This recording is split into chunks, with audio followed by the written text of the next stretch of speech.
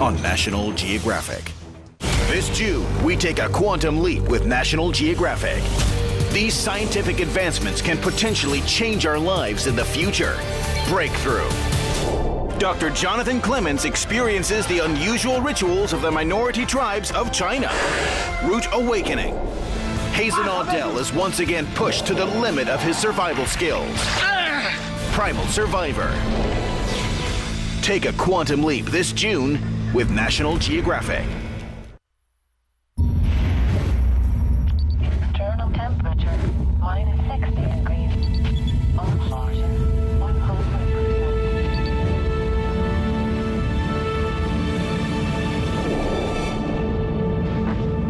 Distance from the ship 100 feet. Inside this top-secret mega factory, a car like no other is taking shape.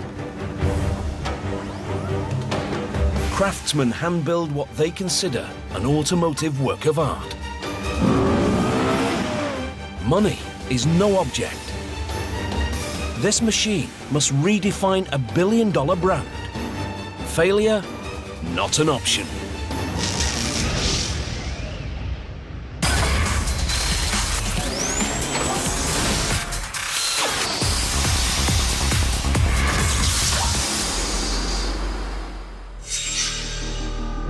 Japanese marque Lexus sells itself on luxury, marketing its cars as elegant, quiet, high-tech, and efficient. Now, a different kind of car wears the Lexus badge, the LFA.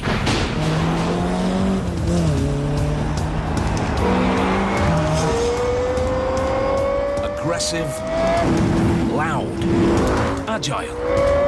Highest revving V10 engine in a production car. 325 kilometers per hour. A car like nothing Lexus has ever produced before.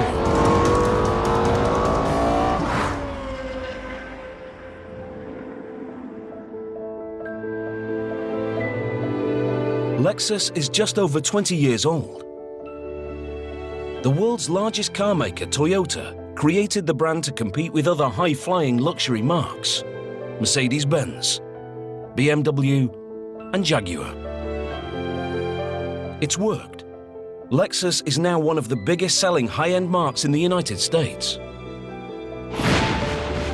But now, Lexus is out to inject more excitement into their brand.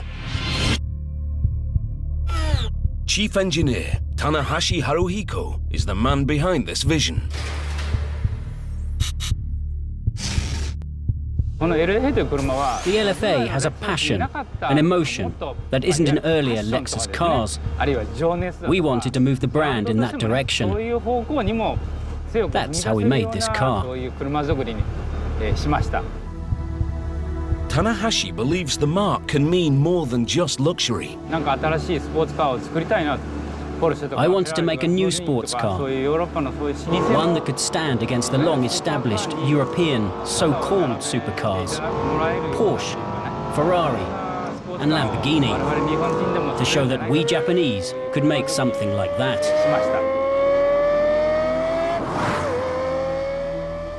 It's a risk. The company haven't made anything like this before. Their reputation depends on its success. Chief Engineer Tanahashi is stepping into the unknown. He must build a car, a team, and a factory from scratch. Basically, we proceeded at my discretion, and where there weren't any rails, I laid them down. Finding a factory in Japan isn't hard when you're part of the country's largest company. Toyota is so big, they even have their own city, Toyota City. Of the company's 15 Japanese factories, 10 are found in the city or close by. Among them, the Motomachi assembly plant.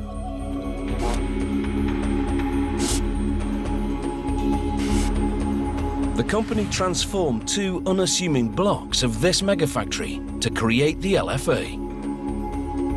They then scoured Toyota's 50,000 Japanese workforce to handpick just 175. All the associates here at the LFA Works feel they are artisans, not just operators. These artisans are known as takumi, Japanese for craftsmen, a status only conferred on the most highly trained, skilled workers. Each and every associate at the LFA Works is seeking to achieve perfection, taking this challenge on with a sort of samurai spirit.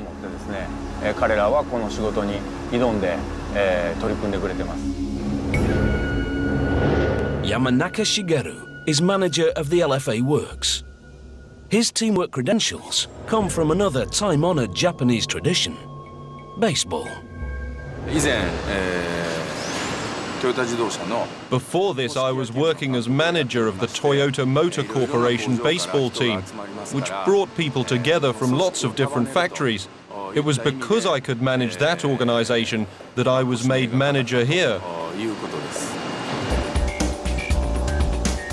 To reach their goal, this tight-knit team utilized sophisticated tools and materials to build their car. The most important of these is carbon fiber composite. Carbon is crucial to the car's performance. It's a material 5 times the strength of steel, yet a quarter lighter. It's the construction material of choice for both Formula One racing cars and the aerospace industry. The company even make their own carbon fiber here on site. Up until now, no television cameras have ever been allowed inside this top-secret facility.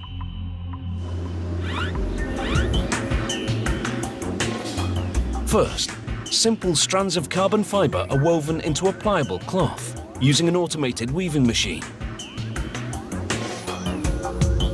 This fabric is then transformed through heat, pressure, polycarbonate resin, and labor-intensive techniques into the car's core known as the tub.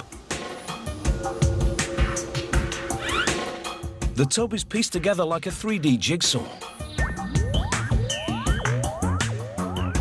It starts with the construction of the floor. To make it, precisely cut carbon fiber cloth is lifted onto a mold. Next, skilled takumi smooth the supple fabric over the mold. This one is for the transmission tunnel that will house the drive shaft and exhaust. In very complex areas like this, the fabric inevitably becomes frayed and not very neat. The associates work with these areas as if working with silk, taking great care every day. They also wear masks to avoid breathing in the hazardous fibers. In the beginning, the associates found it very difficult to work this material. It was much easier when they used an iron.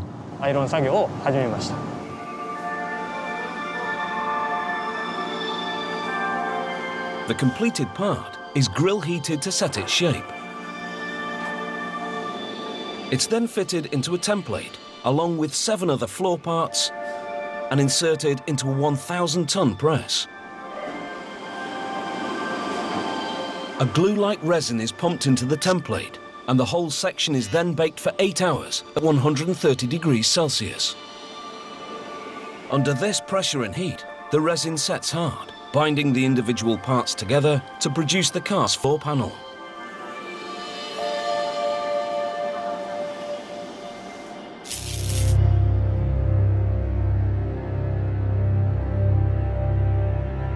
Back in 2000, the concept of a world-beating supercar only exists in one man's head.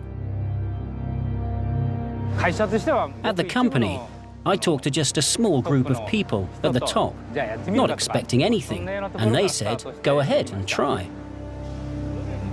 With permission to proceed, Tanahashi gathers a team of engineers around him, and they start to make the basic engineering decisions. In the beginning, we planned to make the body from aluminium. But Tanahashi is fascinated with the possibilities offered by carbon. Developing a supercar, a super sports car, carbon fibre was a material I really wanted to try using, if at all possible. But this wonder material has its drawbacks. It's expensive, and the company has never used it to build any of their cars before. Despite these significant challenges, Tanahashi gets his way. In 2005, my boss said, "Why not go for carbon?" slapping me on the shoulder. And I made the decision to go for carbon then. It's a bold step. Everyone involved with this project must master a material they have no experience with at all. It was the first time the workers had touched carbon, and everything about it was difficult for the workers.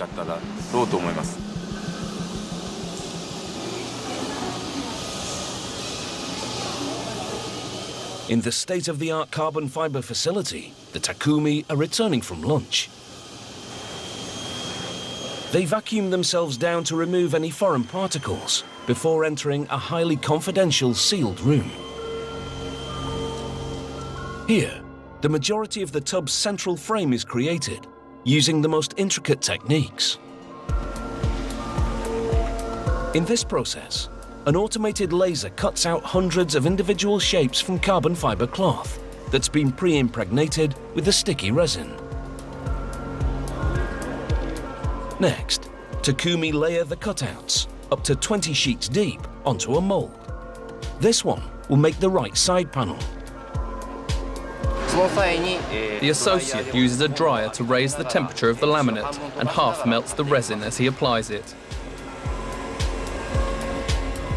The tacky cutouts stick to each other and any gaps are squeezed out using a vacuum bag that forces them together.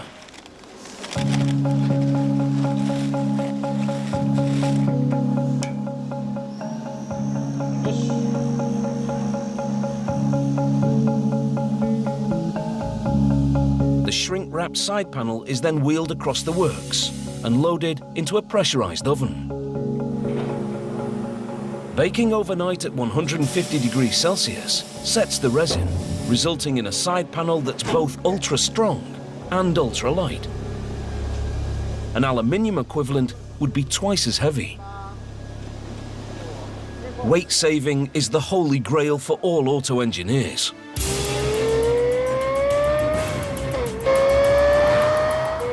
Less weight and more power leads to increased acceleration, and speed defines a supercar. The body of the LFA is 65% carbon fibre, helping it accelerate from 0 to 100 kilometers per hour in 3.7 seconds. If made of aluminium, it will be 100 kilograms heavier, like having a sumo wrestler in the passenger seat. As it is, this car weighs just 1,400 kilograms all in.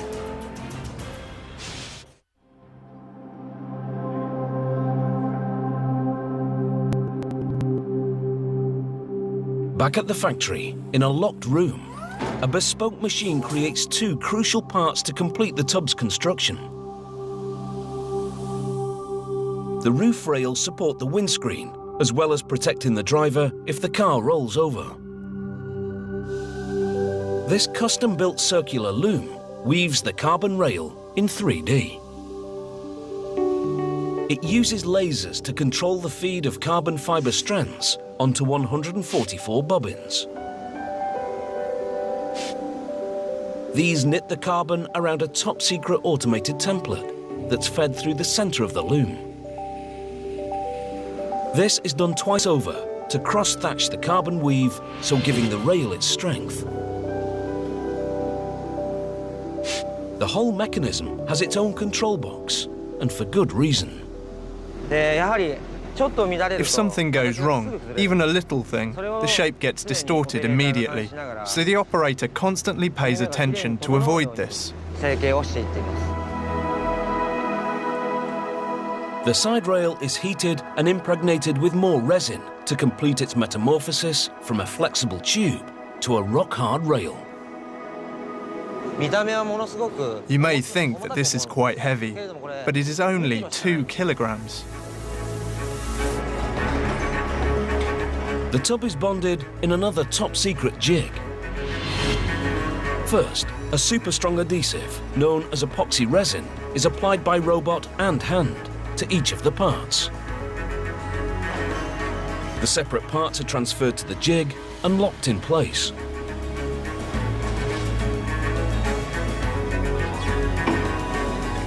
Pop rivets keep the pieces aligned.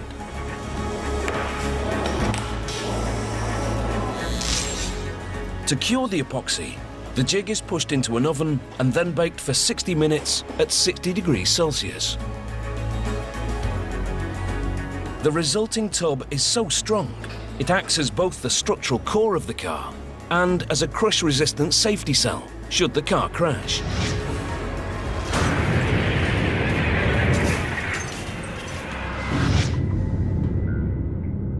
The challenge now is for Matsumoto Kengo, chief designer of the LFA, to create a car with a body as technical as it is elegant. For us, aerodynamics, heat and airflow management should be tangible in the design.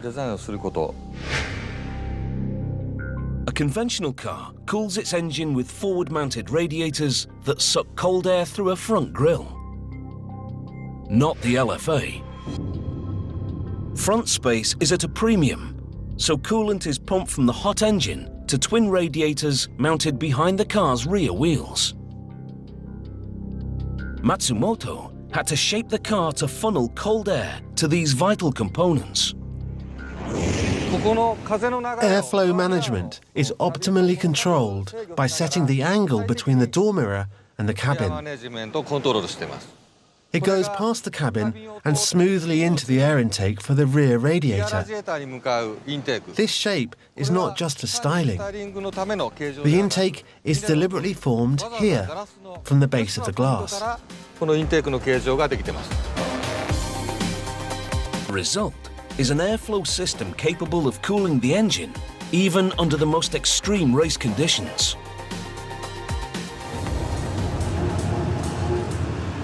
It's 8:45 in the morning at the LFA works. The Takumi are warming up for an 8-hour shift ahead.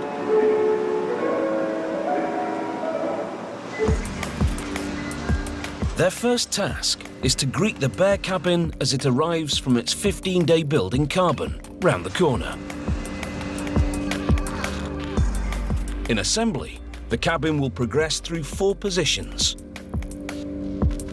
trim, chassis, final, and alignment.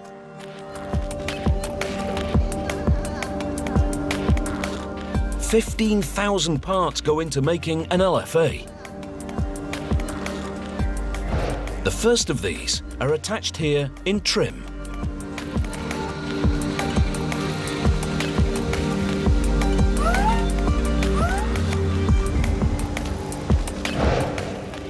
Just meters away, other Takumi assemble the drivetrain and suspension.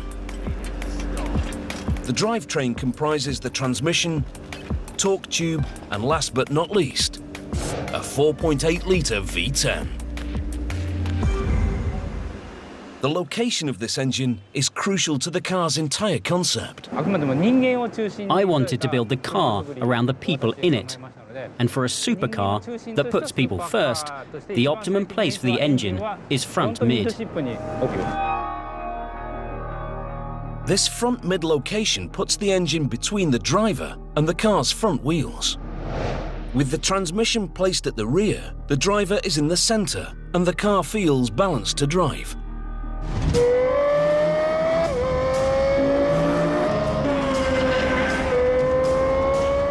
The aim is to make the car's handling as good as possible. But a front mid configuration dramatically restricts the space available for the engine. Tanahashi has a problem. You need an engine of a certain size with a certain degree of compactness, but you want a high-powered engine as well. Tanahashi needs a small engine to fit in the restricted engine space, but he also needs the power of a large engine because power equals speed.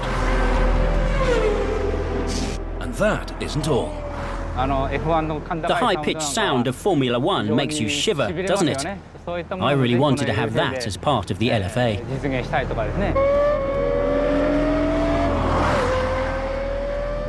Only a high-revving V10 engine supplies this combination of power and sound, but a traditional V10 is too big for his mid-front configuration. Lexus have made nothing like this before. Their production line cars use 6 and 8 cylinder engines engineered for a super quiet ride. This V10 will be the opposite. Tanahashi turns to some old friends for help. We are a motorcycle manufacturer. We understand power alone is not enough in a vehicle. For a sports car, small and lightweight is critical.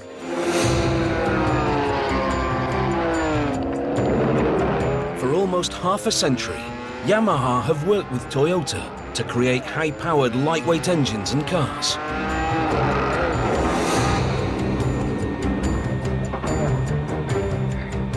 The legendary 2000 GT, star of the James Bond film You Only Live Twice, and Japan's first true sports car, was the first fruit of their collaboration.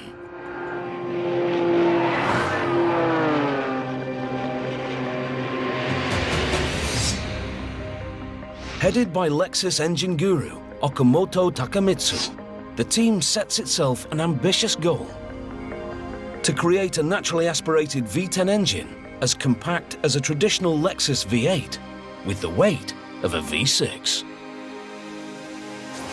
I wanted to create something different to any other supercar engine. Normally, engineers use turbochargers to boost the output of smaller engines to simulate V10 power. But turbocharged engines don't have the rapid response, acceleration or sound of a naturally aspirated V10.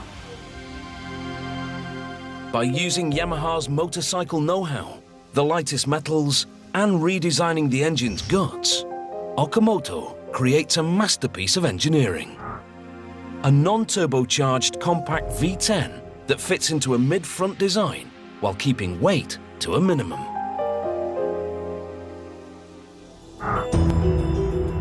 The engine starts life in Toyota's Miyoshi plant as molten aluminium. It's cast in a 3D resin-impregnated sand mold made from 37 individual blocks that take a week to fashion. With the blocks fitted together, the mold is ready to be filled.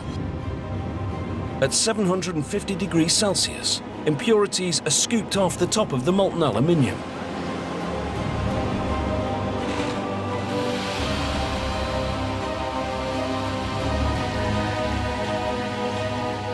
The liquid metal flows into the mold as a vacuum sucks out any contaminating gases.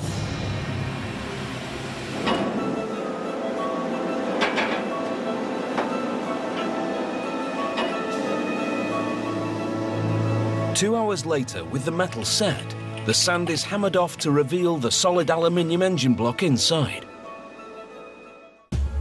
It's off to Toyota City's Honsha factory and the company's highly confidential Formula One engine facility.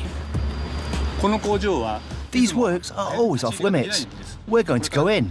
Are you ready? Come in.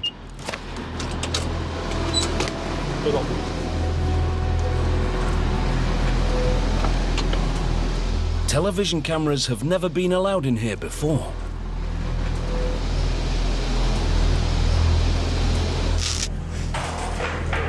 For a decade, Toyota spent big competing in Formula One racing. But without a win in 139 races, they withdrew in 2009, leaving this state-of-the-art facility idle.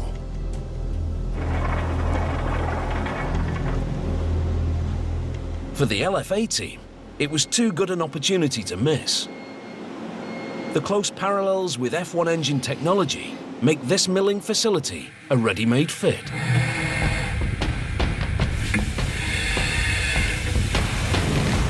In these million-dollar automated machining tools, the rough engine casts are milled, drilled and polished before emerging as precisely spec'd engine blocks.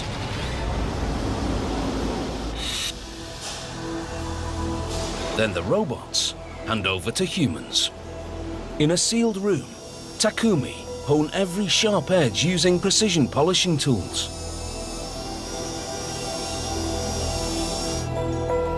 Finally, a highly skilled Takumi pre-assembles the finished engine blocks to check they fit precisely. These blocks and screws are paired for life. Disassembled, they travel as a unit to Yamaha's Iwata city plant, 90 kilometers southeast of Toyota City.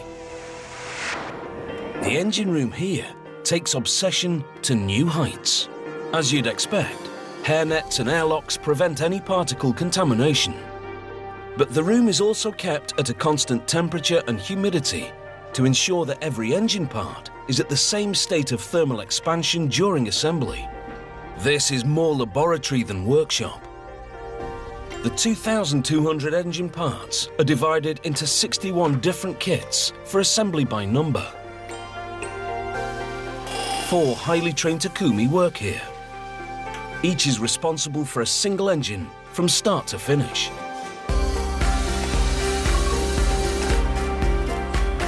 To avoid any mistakes, they follow a series of on-screen instructions. It takes 2.5 days to complete the build of one engine.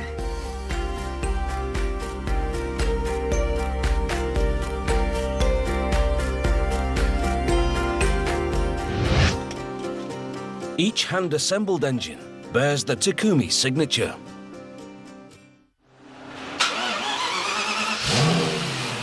Before this masterpiece goes anywhere near a car, it undergoes a half day of exhaustive testing in the room next door to engine assembly. The resulting 4.8-litre engine is so responsive that it takes just half a second to reach 9,000 RPM. That means instant acceleration, whatever gear you're in. This engine has excellent response and more RPM than any other commercially available engine. Response time is so fast that a digital rev counter is the only unit able to keep up. And the sound of this high-revving engine is unmistakable.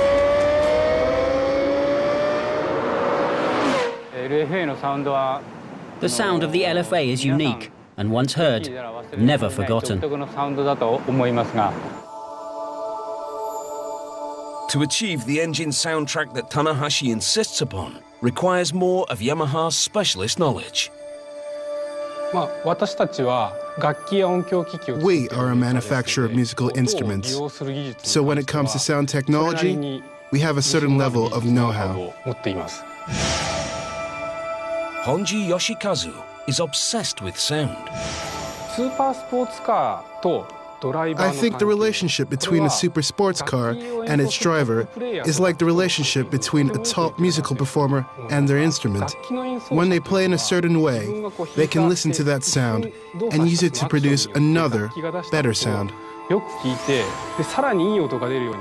Critically, a car has 2 different sound characteristics. One sound is the exhaust. You can call it an iconic sound. Just by hearing that sound, you know which car it is. The other, which we were particularly concerned with, is the sound heard by the driver. To refine the driver's soundtrack, Heiji Maruyama, general manager of Yamaha Motors, had to redesign the component that sits on top of the engine, called the surge tank, by turning convention on its head. The function of the surge tank is to send air equally into all 10 cylinders. Normally, techniques to reduce noise from the intakes are used. We thought to go the other way and use it to amplify the sound, to communicate it to the driver. Maruyama tunes the chamber by varying the thickness of the surge tank's upper surface and adding internal vibrating ribs. The construction is very like that of an acoustic guitar or violin. The team channel these good vibrations back into the cabin using sound passages. We use these to send low-pitch sound to the driver's feet and higher frequency sounds through at ear level. The driver is in the middle of this dynamic surround sound system. The completed engine is forklifted onto a waiting truck for shipment back to the LFA works.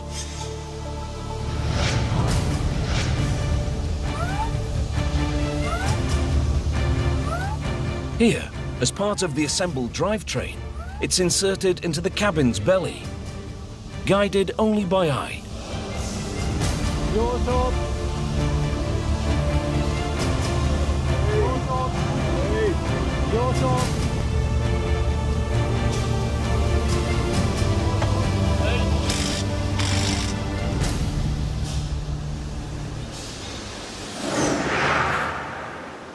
With the guts of the car in place, it's time to feed them. An automated pump injects engine oil, brake fluid and coolant into the appropriate underbonnet opening. In Japan, machines play a tune to alert anybody nearby that they're running. This one plays an American folk song. With the precise volume of fluid added, the pump stops, as does the music. The car's 9 moulded glass fibre body panels are manufactured off-site. This material is both strong and light, but far cheaper to replace than carbon fibre, should the car crash. The paint shop is under the same roof as assembly, but it's a very different world in here.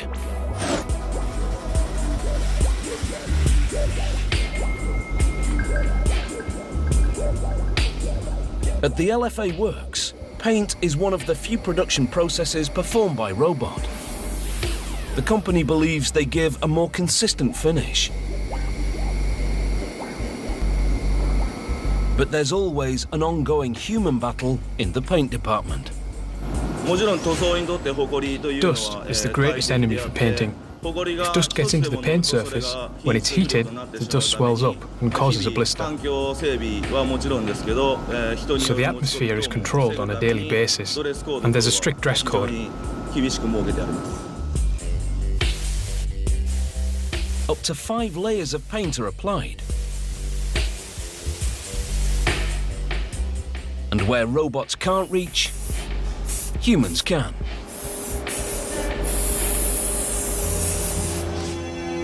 Job done. The sprayed panels are dried in an oven at 100 degrees Celsius for 50 minutes before being wheeled out for inspection.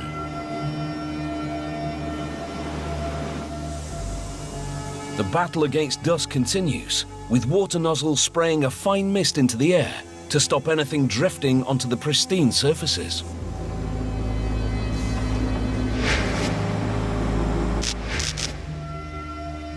A bright light inspector spots any blemishes and marks them up to be polished out.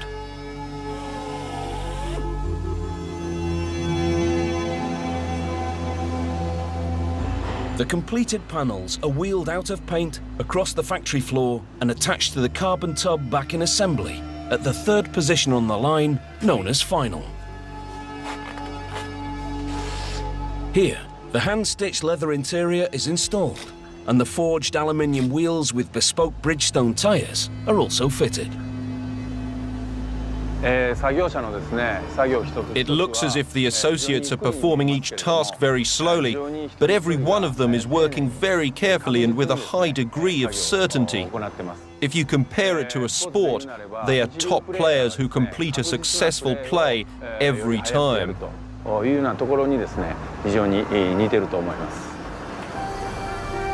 The LFA works, runs like clockwork, yet there's no clock watching. The reason why there is so much time is that Chief Yamanaka tells us to take our time and work slowly so that we can make something that we know is good. How can I put it? He says that in order to ensure quality, we can take as much time as we need. That goes for overtime as well. If it means we make something good. The only stipulation is that one car must drive off this assembly line every day. And from the beginning, Chief Engineer Tanahashi was clear that only 500 would be built.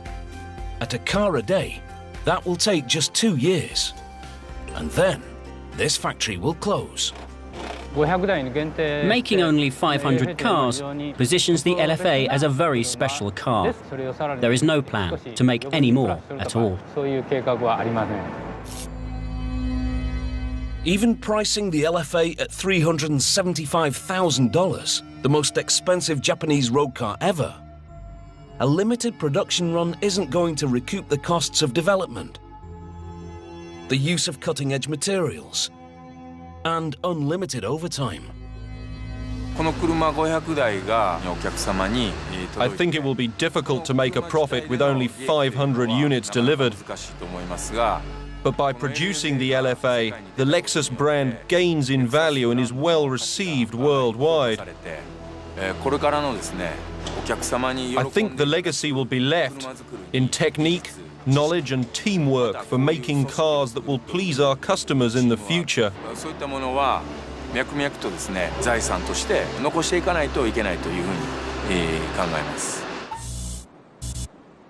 Back in 2004, with the prototype built, Chief Engineer Tanahashi takes a bold decision. He wants the car proved on the severest of tracks. Nothing in Japan fits the bill. So he takes the entire development team to the notorious Nürburgring in Germany. For us car makers, the Nordschleife on the Nürburgring is like a mecca for cars. This is where this car was honed. The 20-kilometer Nordschleife section of the Nürburgring is infamous as the world's most punishing test track. For 4 years, the team tests every aspect of the car's engineering around the Nordschleife's dips, jumps, relentless corners, and flat-out straights. The car's development makes progress towards its production deadline, but Tanahashi wants to fast-track its fine-tuning. In 2008, he throws it into the unforgiving world of racing and enters the Nürburgring 24-hour race. It was purely to get more feedback on the production type LFA and to improve it under real race conditions. The brutal experiment works. A year later, the revised car wins its class. Tanahashi is finally happy, and in 2010, the LFA goes into full production. And when in 2011, a special race edition of the standard LFA is launched, its name pays homage to the racetrack that forged it.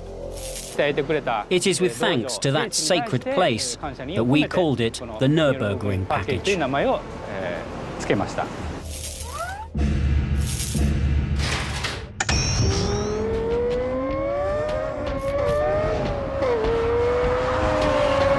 This Nürburgring package has a retuned engine which pumps out 571 horsepower, 11 more than the standard engine.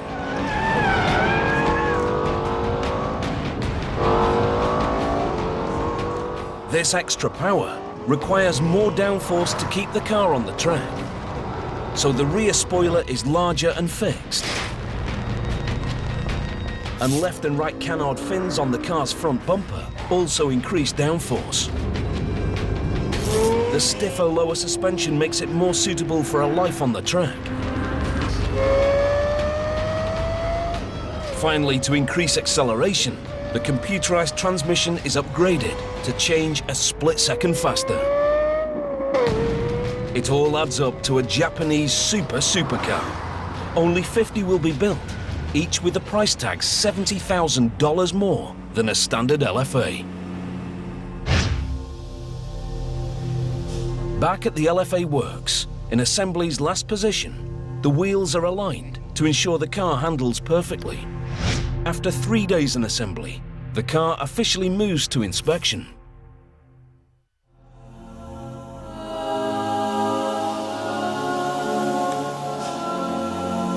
The inspection process involves 7,000 separate checks. Hayashi Katsumi does the first of 1,482 of these under lights. Right now, I'm inspecting the paint surface. I'm using my hands to feel for any uneven areas in the bodywork. You have to touch it gently, like I'd touch a woman. I've been doing this job for 30 years. If I didn't have my wife, then it would certainly be my lover.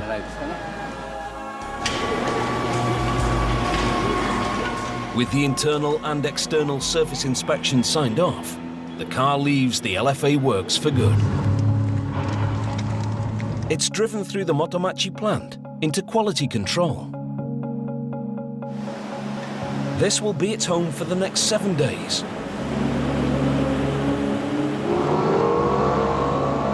The checks performed here range from speedometer and brake tests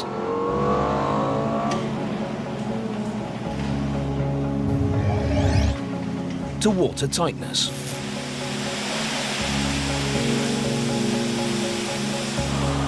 The reports fill a 350-page booklet.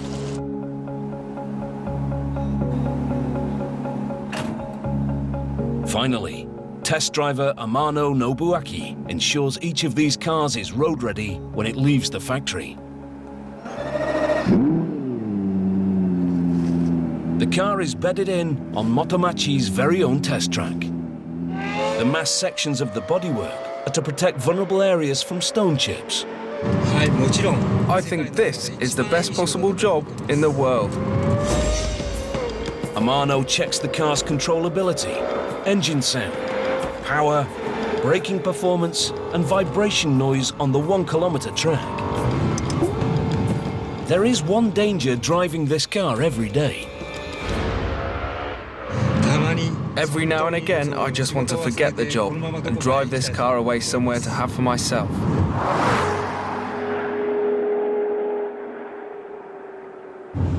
This car is complete and ready for its owner. To date, all 500 LFAs are spoken for. No more will be sold. The Lexus brand is safe, but Tanahashi still has something more to prove. In 2011, the team reassemble at the Nürburgring to put the car into the record books. They're out to beat the fastest official time by a road-registered production vehicle. This is the chance for the Nürburgring package to prove its pedigree. With test driver Ida Akira behind the wheel, the team held their breath. I pushed the car on every corner. There are over 150 corners, driving very aggressively, but at the same time, I enjoyed it.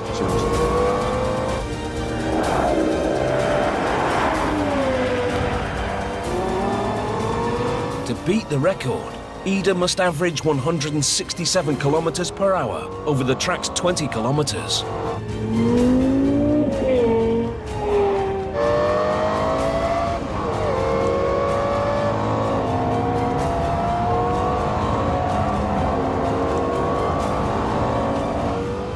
I had no concept of the time when I crossed the finish line.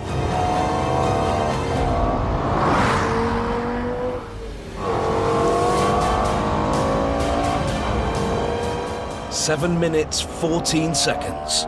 The fastest official time by a production car not using slick race tires. And the 5th fastest time ever. It was an unbelievable moment. It's one of the best moments of my life.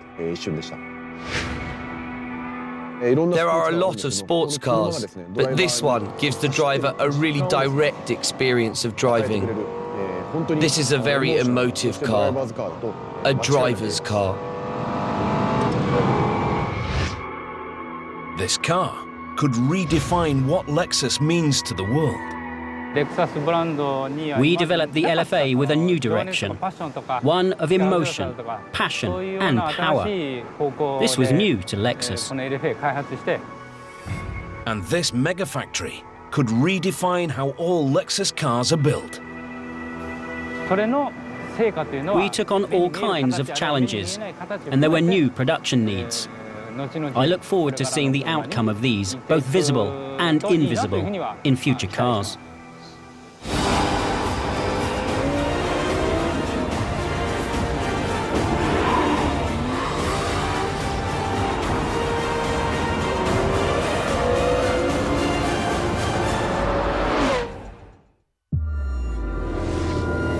Spark our imagination.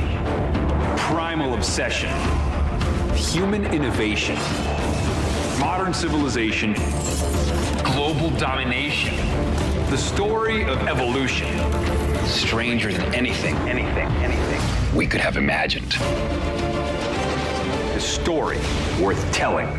Origins, the journey of humankind. Next on National Geographic. Beautiful day, and it's going to be a really exciting evening. We are racing here in Singapore. And it's not a place where you pass, but Max Verstappen has just managed to do it. He needed a strategy that could get me fast. What a race we had! And Singapore has delivered a cracking race once again.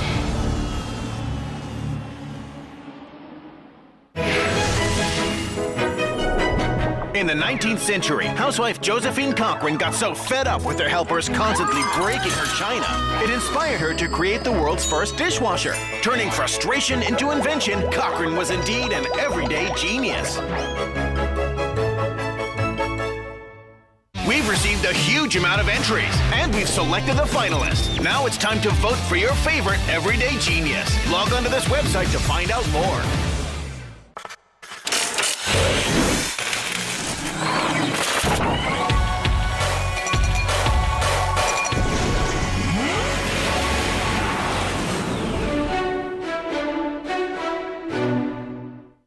National Geographic Magazine. We bring you the stories no one else can.